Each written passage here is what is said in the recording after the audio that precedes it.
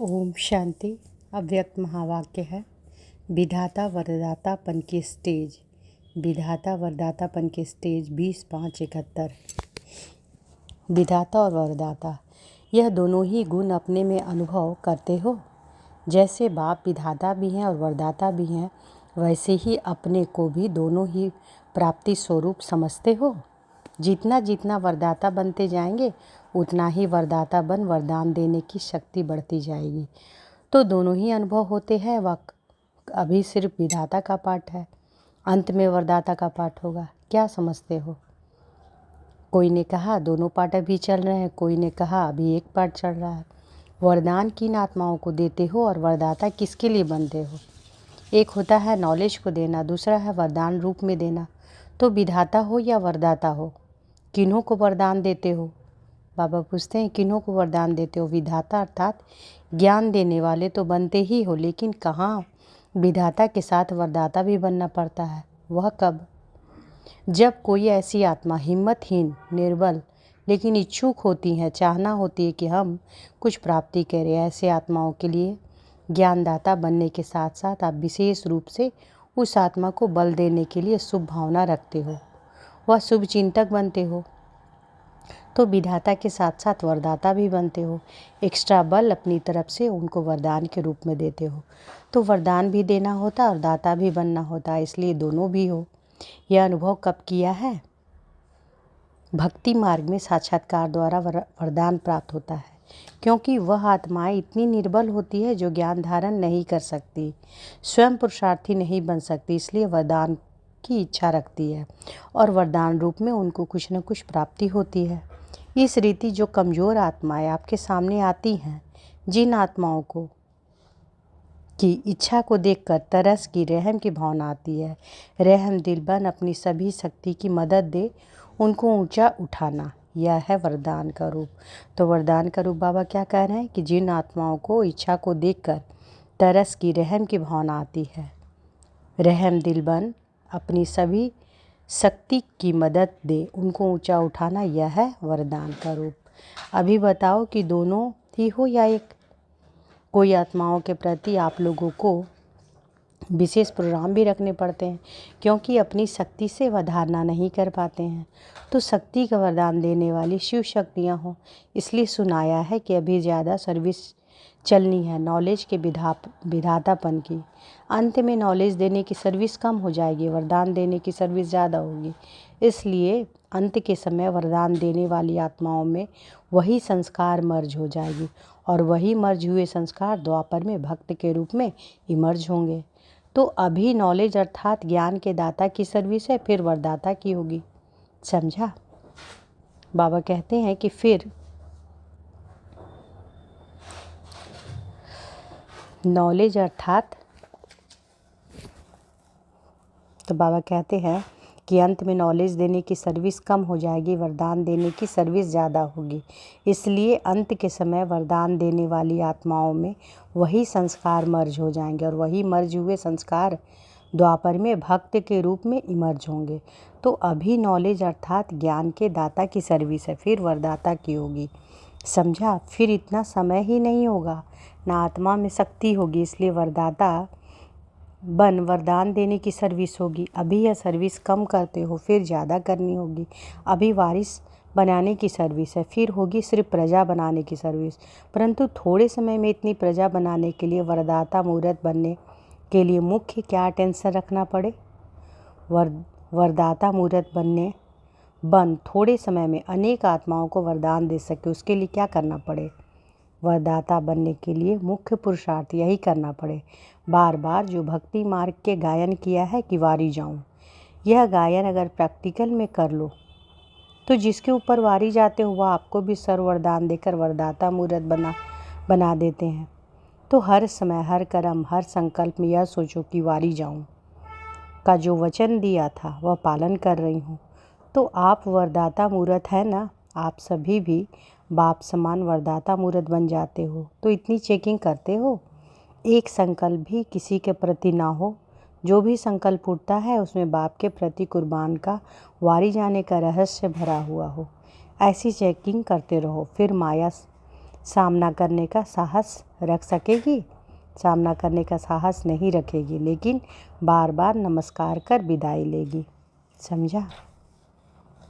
तो ऐसा बनने के लिए इतनी चेकिंग चाहिए। और दूसरी बात, वरदानी मूर्त बनने के लिए सर्व शक्तियों को अपने में देखना चाहिए कि इतना स्टॉक जमा किया है जो दूसरे को दे सकूं।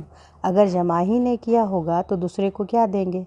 तो वरदानी मूर्त बनने के लिए सर्व शक्तियों को अपने में इतना जमा करना पड़े जो दूसरे को दे सके। इतना जमा का खाता है, वह कमाया और खाया या रिजल्ट है? तो बाबा कह रहे हैं कि जमा का खाता है या कमाया और खाया या रिजल्ट है। एक होता है कमाया और खाया, दूसरा होता है जमा करना, और तीसरा होता है जो इतना भी नहीं कमा सकते, जो स्वयं को ही भी चला सके, दूसरे की मदद ले अपने को चलाना पड़ता। तो तीसरी स्टेज व दूसरी स्टेज से पार हुए हो, वह है कमाया और खाया, और पहली स्टेज है जमा करना। तो रोज़ अपना बैंक बैलेंस देखते हो। बहुत भिखारी भीख मांगने के लिए आएंगे तो इतना ही जमा करना पड़े जो सभी को दे सको। जमा करना सीखे हो? कितना जमा किया है? खाते से तो पता लग जाता है ना। अपना खाता देखा है? कई ऐसे भी होते हैं जो निकाल कर खाते जाते हैं, मालूम नहीं पड़ता है। फिर जब अचानक खाता देखते हैं तो समझते हैं कि यह क्या हो गया, ऐसे तो यहाँ होंगे ही नहीं। अच्छा, जमा किए हुए खाते वाले को विशेष गुण व कर्तव्य क्या दिखाई देगा? जमा किए हुए खाते वाले का विशेष गुण व कर्तव्य क्या दिखाई देगा? जिसके पास खजाना जमा होगा उसकी सूरत से एक तो वर्तमान और भविष्य अर्थात ईश्वरीय नशा और नारायणी नशा दिखाई देगा, और उसके नयनों और मस्तक से सर्व आत्माओं को स्पष्ट अपना नशा दिखाई देगा। यह जमा होने वाले की निशानी दिखाई देगी।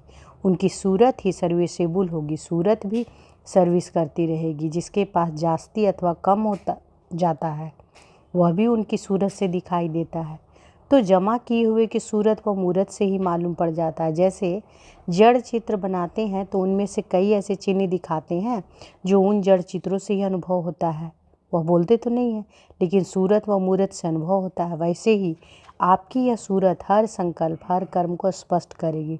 तो अपने आप को ऐसा चेक करो कि मेरी सूरत से कोई भी आत्मा को नशा का निशाना दिखाई देता है। जैसे कोई उच्च कुल का बच्चा होता है तो वह भले गरीब बन जाए लेकिन उसकी झलक और फलक दिखाई है, तो यह कोई ऐसे उच्च कुल का है। वैसे ही जो सदैव खजाने से संपन्न होगा उसकी सूरत में कभी छिप नहीं सकता, उसकी सूरत से कभी छिप नहीं सकता।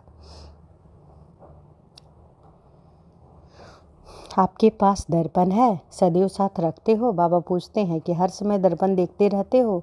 कई ऐसे भी होते हैं जिनको बार बार देखने की आवश्यकता भी नहीं होती, तो आप सेकंड सेकंड देखने की आवश्यकता ही नहीं पड़ती, तो आप सेकंड सेकंड देखते हो, वह देखने की आवश्यकता ही नहीं पड़ती। बाबा पूछते हैं जब तक अपनी चेकिंग का नेचुरल अभ्यास हो जाए तब बार बार चेकिंग करनी पड़ती है। धीरे धीरे ऐसे बन जाएंगे जो बार बार देखने की दरकार नहीं पड़ेगी, सदैव सजे सजाए ही रहेंगे।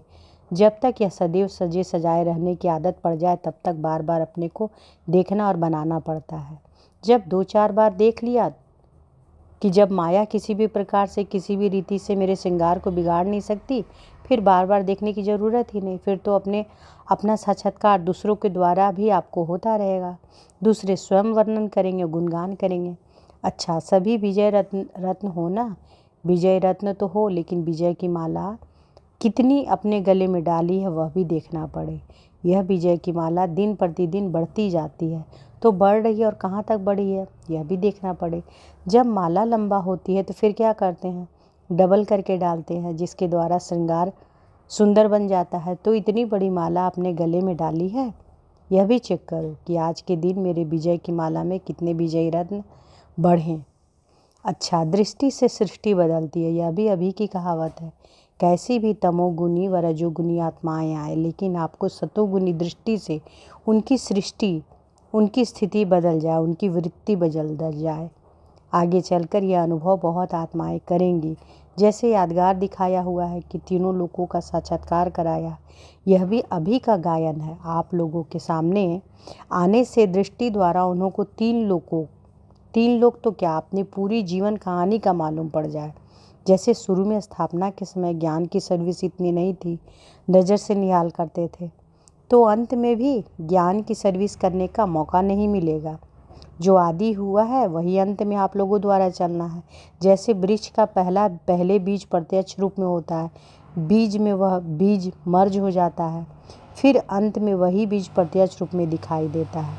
तो आप आदि आत्माओं में भी जो पहला फाउंडेशन पड़ा हुआ है वही सर्विस अंत में भी होनी है। अच्छा, ओम शांति।